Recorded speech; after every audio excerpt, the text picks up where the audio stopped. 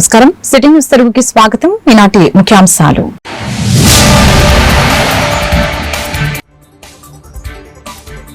CM చంద్రబాబుతో deputy CM Pawan Kalyan భేటీ. Nominated పోస్టులు, రాజ్యసభ సీట్లు, సోషల్ మీడియా కేసులపై ప్రధాన చర్చ.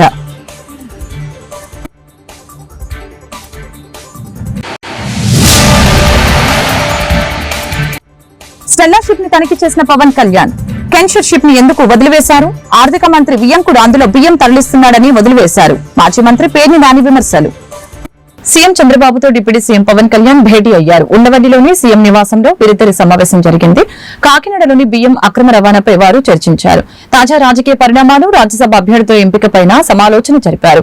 మరొక వైపు తన ఢిల్లీ పర్యటన విశేషాలను చంద్రబాబుకి పవన్ కళ్యాణ్ వివరించారు. సోషల్ మీడియా కేసులు, నామినేటెడ్ పదవుల అంశంపై చంద్రబాబు, పవన్ కళ్యాణ్ మధ్య చర్చ సాగింది. డిప్యూటీ సీఎం పవన్ కళ్యాణ్ ఇటీవల కాకినాడ పోర్టు పర్యటనపై మాజీ మంత్రి వైఎస్ఆర్సీపీ సీనియర్ నేత పేర్ని నాని సంచలన ఆరోపణలు చేశారు. పేర్ని నాని స్టెల్లా షిప్ ని తనిఖీ చేసిన పవన్ కళ్యాణ్ కెన్షర్ షిప్ ని ఎందుకు వదిలివేశారని తెలియజేశారు. ప్రస్తుత ఆర్థిక మంత్రి వియ్యంకుడు అందులో బియ్యం తరలిస్తున్నారని తమకు సమాచారం ఉందని చెప్పారు. తన ప్రశ్నలకి కూటమి ప్రభుత్వం సమాధానం చెప్పాలని డిమాండ్ చేశారు. కెన్షర్ షిప్ లోకి వెళ్లేందుకు అనుమతి లేదంటున్నారని, అక్కడే ఉన్న అధికారులు కాకుండా ఇంకెవరు అనుమతి ఇవ్వాలో స్పష్టం చేయాలని అన్నారు. రాష్ట్ర ప్రభుత్వం పోర్టు ఓనర్ అయితే అరబిందో కంపెనీ ప్రస్తావన ఎందుకు వచ్చిందో చెప్పాలని ప్రశ్నించారు. ప్రాణాలకి తెగించి అక్రమ బియ్యాన్ని, అంటే పేద ప్రజలకి ఆహారంగా వాడుకోవాల్సినటువంటి బియ్యాన్ని అక్రమంగా విదేశాలకు ఎగుమతి జరుగుతుందనే సమాచారం తెలుసుకుని ఆయన ప్రాణాలనొడ్డి సముద్రం మధ్యలోకి వెళ్లి ఒక మంచి ప్రయత్నం చేయటం మనస్ఫూర్తిగా అభినందిస్తున్నాం పవన్ కళ్యాణ్ గారు వ్యక్తిగతంగా. ఎందుకంటే ఒక మంత్రిగా, ఈ ఆంధ్రప్రదేశ్ రాష్ట్రానికి ఒక మంత్రిగా, ఆయన శాఖ కాకపోయినప్పటికి కూడా, ఆయనది పంచాయతీరాజ్ శాఖ మంత్రి అయినప్పటికి కూడా, ఆయన శాఖ కాకపోయినప్పటికి కూడా ప్రజల ఆస్తి ఈ రకంగా దోపిడీ జరుగుతుందని అరికట్టడం కోసం, పట్టుకోవటం కోసం ఆయన చేసిన ప్రయత్నాన్ని ఎవరైనా అభినందించాల్సిందే. కాబట్టి ఆ ప్రయత్నంలో అనుమానాలు ఉన్నాయి, చాలా అనుమానాలు. ఆ అనుమానాలు వారు ఏం చెప్తున్నారంటే, నన్ను అసలు సముద్రంలోకి వద్దన్నారు, పోర్ట్ వాళ్ళు నాకు సహకరించలేదు, పోర్ట్ అసలు నన్ను పోర్ట్ వాళ్ళు లోపలికి రానివ్వలేదు, పర్మిషన్ ఇవ్వలేదు, అలాగే నాకు షిప్ లోకి ఎక్కడానికి కూడా పర్మిషన్ ఇవ్వలేదు, షిప్ లోకి రానివ్వలేదు అని ఆయన సహజంగా ఆయనకి అనుభవం ఉన్న రంగం కాబట్టి ఆ వీడియోలన్నీ జాగ్రత్తగా షిప్ చుట్టూ గిరగిరా రౌండ్ చూడరా అని అడుగుతున్నాను. మొత్తం ఎవరైతే 36 మంది స్టెల్లాలో ఎక్స్పోర్ట్ కోసం షిప్ తెచ్చుకున్నారో స్టెల్లాని 36 మంది ఎక్స్పోర్టర్లు, ఆ 36 మంది మాట్లాడుతున్నారు కాకినాడలో. ఏమండి మేము చిన్న వాళ్ళమండి, మా దగ్గరికి వచ్చి 35,000కి 3,000 ఎక్కిచ్చింది అక్కడ, మాది అదని ఇదని మా దాని గురించి మాట్లాడుతున్నారు. అసలు 42,000 షిప్ మొత్తం ఒకటే తీసుకెళ్తున్నాడు వాళ్ళ ఇయ్యంకుడు, ఆర్థిక శాఖ మంత్రి ఇయ్యంకుడు. ఆ షిప్ లోకి వెళ్లి చూడరా, ఈ షిప్ మీద నిందేశారని వాళ్ళు ఎవరు నిందేశారని అదే అన్న, కళ్ళు కనపడవన్నా, తెరలు ఉంటాయి. ప్రతిపక్షం ఏంటే, ఇప్పుడు నాకు ఎవడో సమాచారం చెప్తే, మీ 2 పేపర్లో ఒక పేపర్ విలేకరి, మీ 10 ఛానల్లో 2 విలేకరులు నాకు చెప్పారు. కాకినాడ అంతా ఇట్లా వాళ్ళందరూ 36 మంది ఎక్స్పోర్టర్స్ ఎవరైతే షిప్ తెచ్చుకున్నారో స్టెల్లా అని వాళ్ళు మాట్లాడుతున్నారండి. ఆ షిప్ ఎందుకు చెక్ చేయరు, దాంట్లో కూడా ఉన్నాయి కదా అని చెప్పి అన్నారు. అది కనపడదా వినపడదా అని అడుగుతున్నాను. నేను మాట్లాడేదే కంప్లైంట్ గా తీసుకోండి అంటున్నాను. నాకు చెప్పింది నేను విన్నాను. నువ్వు నీ నిజాయితీ నిరూపించుకో. తెలుగుదేశం పార్టీ సీనియర్ నాయకులు, మార్కెట్ యార్డ్ మాజీ చైర్మన్ జొన్నలగడ్డ విజయబాబు జన్మదిన వేడుకలు సోమవారం వేమూరులో ఘనంగా జరిగాయి. స్థానిక ఎన్టీఆర్ పురవేదిక వద్ద జరిగిన జన్మదిన వేడుకల్లో ముఖ్య అతిథిగా మాజీ మంత్రి వేమూరు శాసనసభ్యులు నక్క ఆనందబాబు, మాజీ మంత్రి వర్యులు ఆలపాటి రాజేంద్ర ప్రసాద్ హాజరయ్యారు. ఈ సందర్భంగా కేక్ కట్ చేయించి జన్మదిన శుభాకాంక్షలు తెలియజేశారు.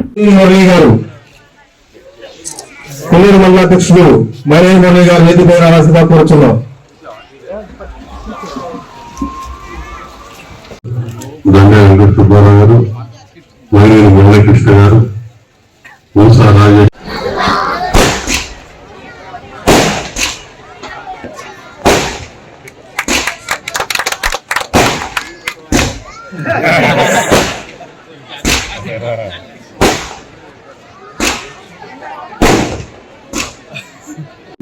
నా తరఫున మన నియోజకవర్గం మొత్తం తరఫున దండగంట విజయబాబు గారికి జన్మదిన శుభాకాంక్షలు తెలియజేస్తున్నాను. మనందరికీ ఒక తల్లి నాలుకలాగా ఏ విషయం ఉన్నా ఒక ప్రక్కలాగా అన్ని అంశాలు చర్చించుకునేటటువంటి మనిషి విజయబాబు గారు. ఆలపాటి రాజేంద్ర సార్ గారు చెప్పినట్టుగా వ్యక్తిగతంగా నాకు కూడా 1991-92 నుంచి పరిచయం, ఆయన జర్నలిస్ట్ గా ఉన్నప్పటి నుంచి.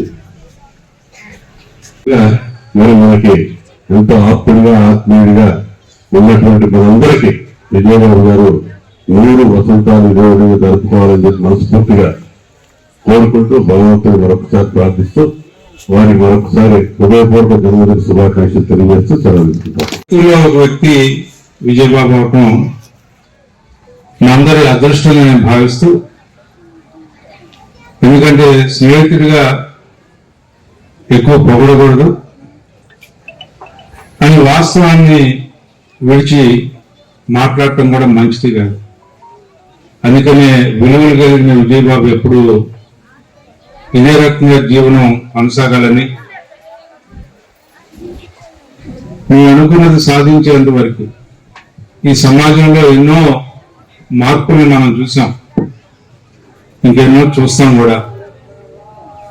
అయితే నువ్వు నమ్ముకున్నటువంటి విద్యను కానీ, నువ్వు నమ్ముకున్నటువంటి విలువలను కానీ ఉండాలని చెప్పి నీకు, నీ కుటుంబ సభ్యులకి, ముఖ్యంగా ఈ వేదిక మరి ఎవరు కూడా కుటుంబంలో పెద్దలు అమ్మ నాన్న పిన్ని ఎవరు లేకుండా జరుపుకోవడం అనేది మొట్టమొదటిసారి అనుకుంటున్నాను.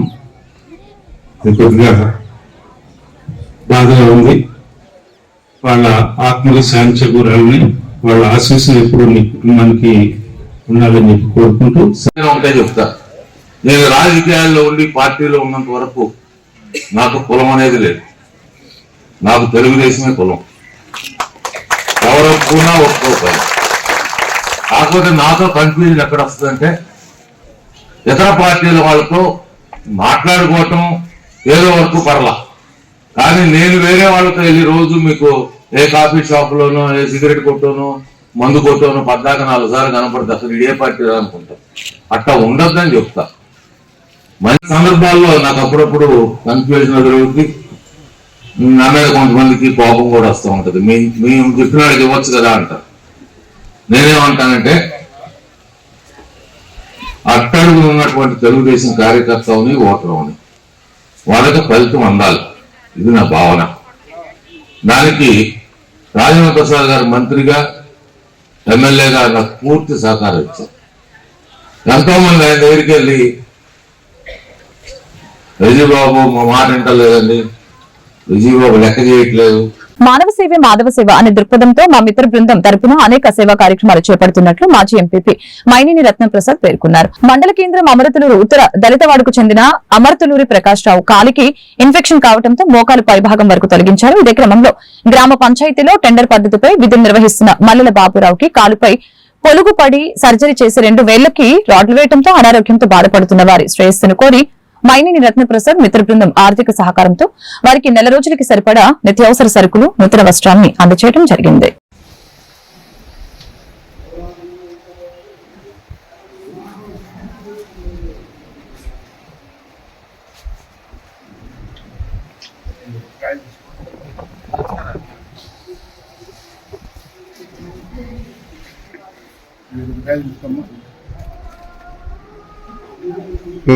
మాసం ఏదైనా మానవ సేవ మాధవ సేవ అంటారు. మరి వాస్తవంగా ఈరోజు ప్రధానంగా ఈ దళిత వాళ్ళలో మరి ఒక అబ్బాయికి కాలు తీసేశారు. మా అమర్తూరు కుమారుడికి. అట్లాగే పంచాయతీలో సామాన్యమైన జీతంతో మరి కాంట్రాక్ట్ బేస్ మీద చేసే అతి తక్కువ జీతంతో చేస్తుంటాడు బాబురావు అని. పని చేస్తుంటే పొడుగుబడి మరి ఇబ్బందిగా ఉంది. వాళ్ళ ఇరువురికి మరి 4 రోజులు క్రిస్మస్ పండగ, వాళ్ళు కూడా బాధపడకూడదనే ఉద్దేశంలో మా మిత్ర బృందం సహకారంతో మరి వాళ్ళకి నూతన వస్త్రాలు వాళ్ళ కుటుంబ సభ్యులకి, అట్లాగే ఈ 4 రోజులు సరిపోని సరుకులు ఇవ్వడం జరిగింది. ఇది కాకుండా ఇది ముఖ్యమైనది ఏంటంటే మానవ సేవే మాధవ సేవ. మరి దానిలో భాగంగా అదే స్ఫూర్తితో మరి గతంలో అతి తక్కువ జీతాలతో చేస్తున్న ఆశా వర్కర్లకు అందరికి నూతన వస్త్రాలు పెట్టాం. కానీ ఇక్కడ సుధాకర్ అని ఈ ఇంటి ఆయన, ఈ అబ్బాయి మరి నడింపల్లి హాస్పిటల్, ఎల్వి ప్రసాద్ హాస్పిటల్లో మరి పనిచేస్తుంటాడు. ఎవరు వెళ్ళినా అతి తక్కువ జీతం, ఎవరు వెళ్ళినా చక్కగా ఇన్ని రకాల ఉపయోగంతో చేస్తున్నాం. కాబట్టి కొత్తపల్లి సత్యనారాయణ గారిని ప్రత్యేకంగా మరి ఆయన ఈ ఊళ్ళో లేడు, అసలు ఎప్పుడు పుట్టడం వరకే పుట్టాడు. మరి అటువంటి అయినా కూడా వాళ్ళ భార్య కొడుకు మరి అంత మిషనరీ ఇచ్చారు, హైదరాబాద్ లో టెస్ట్ చేస్తారు. మీ అందరికి కూడా తెలుసుకుని మీరందరూ కూడా కంటి పరీక్షలు చేసుకోవాలి. మన అమ్మాయి శ్రవంతే చేస్తుంటది. కాబట్టి మీకేదైనా ఇంక ఇబ్బంది ఉంటే ఈ ఇంటి ఓనర్ సుధాకర్ గారు అక్కడ నడింపల్లిలో మీకు దగ్గరుండి చేస్తాడు. ఆ ఉద్దేశంతోనే ఈ దళిత వాళ్ళు ఈ చిన్న సమావేశం ఏర్పాటు చేసి ఈ కార్యక్రమం చేపట్టడం జరిగింది.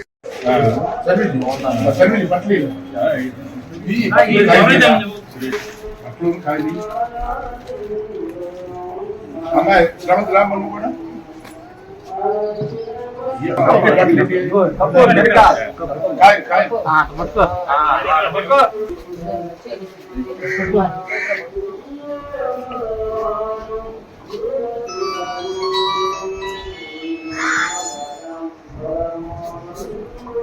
బాపట్ల జిల్లా చీరాల అంబేద్కర్ భవన్ లో రామిశెట్టి నిఖిల్ కుమార్ పుట్టినరోజు సందర్భంగా పేదలకు అన్నదానం చేశారు. అదేవిధంగా పేద విద్యార్థులకి వారు ఏర్పాటు చేసిన ట్రస్ట్ ద్వారా స్కూల్ ఫీజు అందజేశారు. ట్రస్ట్ నిర్వాహకులు ఈ కార్యక్రమంలో పాల్గొని మాట్లాడారు.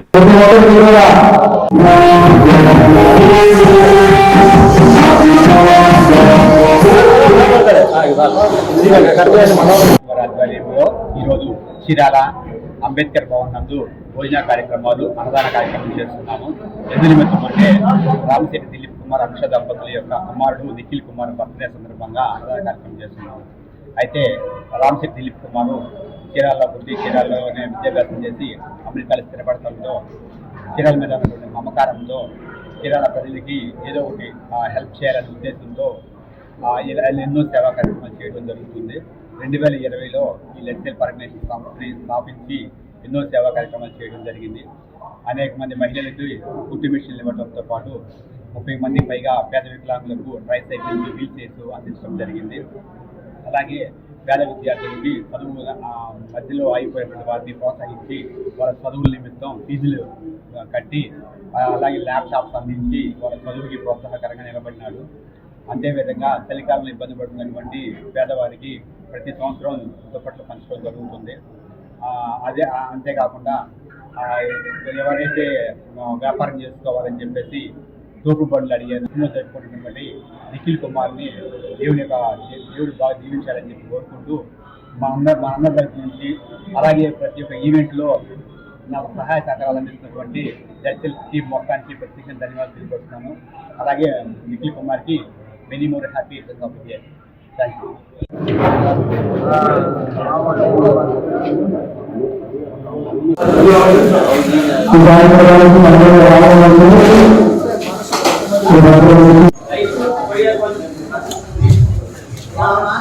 బాపట్ల జిల్లా బట్టిప్రోలు మండలం పరిషత్ సమావేశ హాల్ నందు సోమవారం ఉదయం ప్రకృతి వ్యవసాయానికి సంబంధించి మాస్టర్ ట్రైనర్ నీలం ప్రకాష్ కుమార్ ఆధ్వర్యంలో ఎంపీడీఓ ఎస్ వెంకటరమణ అధ్యక్షతన రబీ డ్రై స్లోయింగ్ విత్తనాలని పంపిణీ చేయడం జరిగింది. కార్యక్రమానికి ముఖ్య అతిథిగా జిల్లా ప్రాజెక్టు మేనేజర్ వాణిశ్రీ పాల్గొన్నారు. ఈ సందర్భంగా వారు మీడియాతో మాట్లాడారు.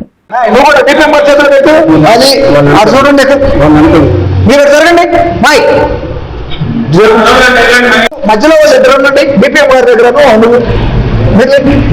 నిలబడి ఏవో గారి దగ్గర మీరు రెండు మిగిలిన రాదండి. ఇట్రా రదండి, ఇట్రా ఇట్రా అన్నా అట్రా. మందుల ద్వారానే పంటలు పండుతున్నాయి. ఇప్పుడు ఆ మందుల ద్వారా పంటలు పండటం వల్ల మనకి అనేక వ్యాధులు వస్తున్నాయి, అందరికీ తెలుసు. ఇప్పుడు మనకి ప్రకృతి వ్యవసాయం అసలు ఆర్గానిక్ అనే పదం అంటే అసలు అది చూడటంతో కొనేయాలి, అసలు మొత్తం కొనేసి స్టోర్ చేసుకోవాలన్నంత ఆతృతగా అనిపిస్తుంది అనమాట. ఎందుకంటే ఇప్పుడున్న ఈ పొల్యూషన్, ఈ మందులు, ఈ టైంలో మనం తినే ప్రతి తిండి కూడా అసలు ఎంతో ఇదిగా ఉండి మనకు అనేక రోగాలు రావడానికి కారణం అవుతుంది. కాబట్టి ప్రకృతి వ్యవసాయాన్ని మనము ప్రోత్సహించుదాం.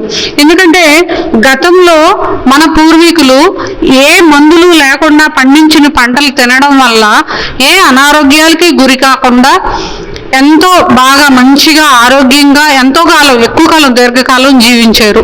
ఎటువంటి ఇబ్బందులు లేకుండా ఉన్నారన్నమాట. దిగుబడి తక్కువైనా కూడా ఎంతో ఆరోగ్యకరమైన ఇది ఈ ప్రకృతి వ్యవసాయం అన్నమాట. ఇప్పుడు చూసి అందరూ కూడా ఎంతో ఇబ్బందులు పడుతున్నారు. కాబట్టి పంటలకి ఈ ప్రకృతి మనమే చేసుకున్నాం PMDS విత్తనాల డిస్ట్రిబ్యూషన్ అని.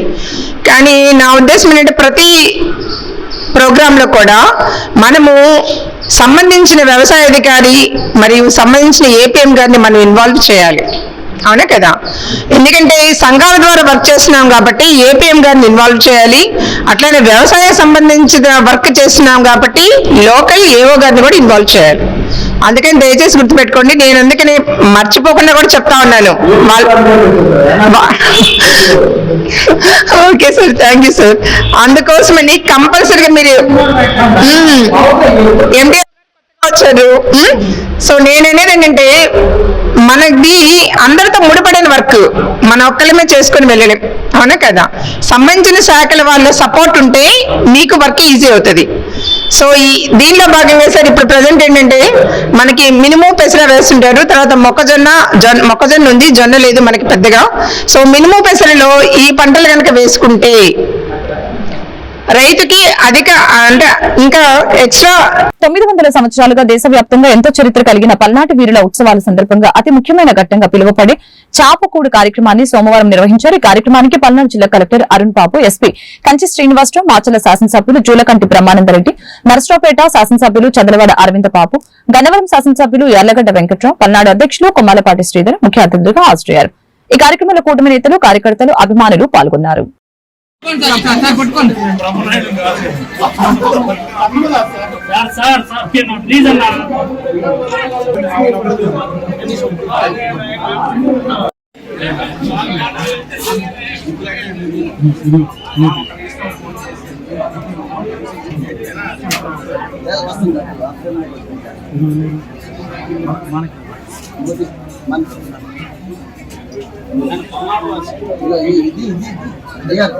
ఇదిగో తీసే ఉన్నాను.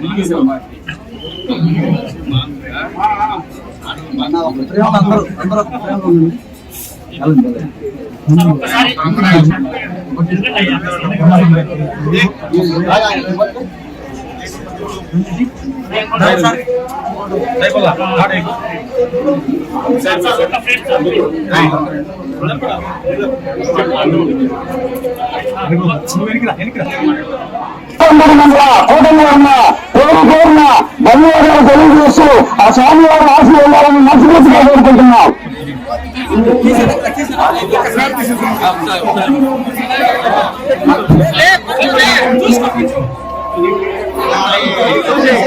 మాజీ మంత్రులు, పెద్దలు, యోగులు డాక్టర్ నాన్నగారు ప్రసాద్ గారు మాట్లాడవలసిందిగా కోరుచున్నాం.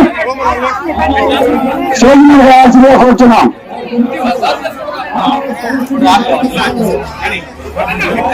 లైన్ లో ఉన్న ప్లేట్లు ఇవ్వండి. కోటస్వామి నువ్వు విడిగా ఇక్కడి నుంచి ప్లేట్లు మాకు ఇక్కడికి వచ్చావా?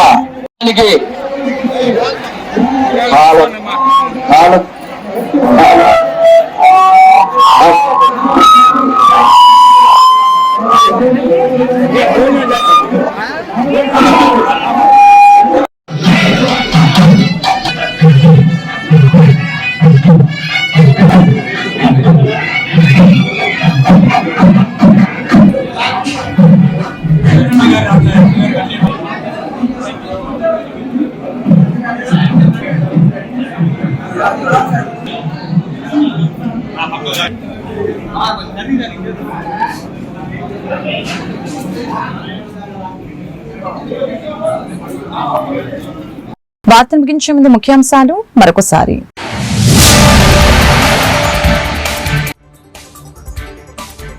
సీఎం చంద్రబాబుతో డిప్యూటీ సీఎం పవన్ కళ్యాణ్ భేటీ. నామినేటెడ్ పోస్టులు, రాజ్యసభ సీట్లు, సోషల్ మీడియా కేసులపై ప్రధాన చర్చ.